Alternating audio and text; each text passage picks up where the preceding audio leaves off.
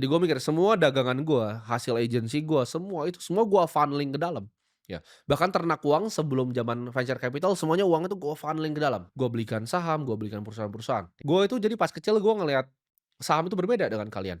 Kalian cuman mungkin ngelihat laporan keuangan tuh kayak angka-angka, enggak, gue ngelihatnya kayak makhluk hidup. Gue lihat perusahaan ini seperti makhluk hidup.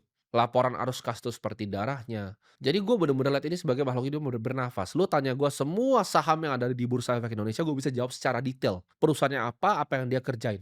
Tapi gue sadar lama-lama bahwa di hidup ini gue nggak cuma sekedar pengen mainin game dari capital market untuk cuman bikin duit dari sini. Gue pengen tulis ulang ya cara gamenya itu dimainin. Karena gue rasa gamenya itu nggak adil. Gue orang yang udah terjun ke dalam, gue udah nyemplung, gue udah tahu semua seluk-beluknya yang kalian belum tahu. Gue udah kenal semua bandarnya di sini, gue kenal semua market maker-nya siapa aja, gue kenal semua sekuritasnya.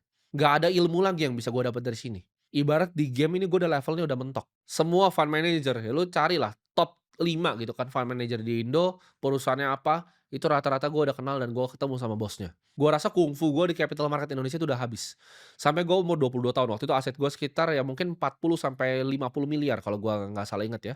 Di umur gue 22 tahun, itu aset gue bertemu dengan orang namanya CZ atau Changpeng Zhao.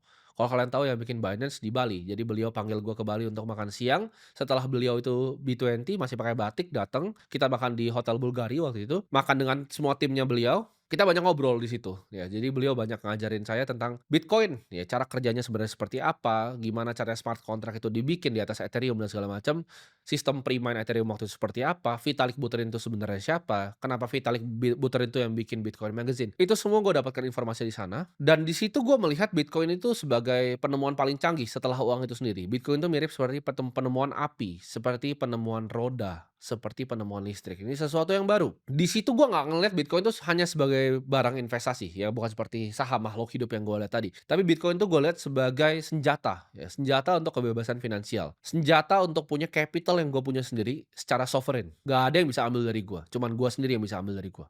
Bitcoin itu bagaikan jalan terang ya untuk gua untuk keluar dari sistem-sistem busuk yang ada sekarang ini. Setelah pertemuan itu, gua decide untuk all in di teknologi ini.